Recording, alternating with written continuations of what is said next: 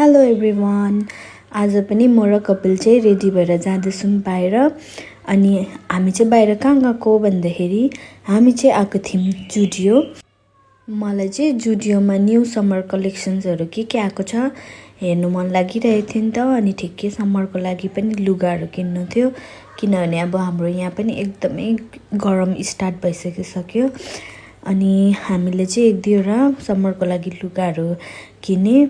अनि त्यसपछि चाहिँ कपिलले पनि उसको लागि समरको लागि लुगाहरू हेर्दै थियो। त्यसको बादमा हामी आयौँ यहाँ ग्यारेज। हाम्रो चाहिँ स्कुटीको काम थियो नि त अलिकति ग्यारेजमा, त्यही भएर आएको थियौँ। अनि आज चाहिँ एकदमै गरम थियो। त्यसपछि हामी चाहिँ गयो भिटुमा पनि हामीले चाहिँ समरको कलेक्सन्सहरू के आएको छ भनेर हेर्नुको लागि गएको थियो। तर त्यहाँ चाहिँ धेरै भिड थियो अनि फेरि त्यस्तो राम्रो केही पनि पाएन। तर यहाँनिर चाहिँ कुर्ता सेटहरू चाहिँ एकदमै राम्रो लाग्यो मलाई चाहिँ।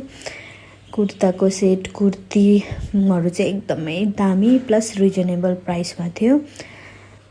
त्यसपछि भिटुबाट निस्केर चाहिँ हामी सपिङ गर्दै गर्दै घर फर्क्यौँ। आजको हाम्रो सपिङ पनि कम्प्लिट भयो अनि चाहिँ हामी फेरि घरतिर फर्क्यौँ। Thank you for watching everyone. Thank you.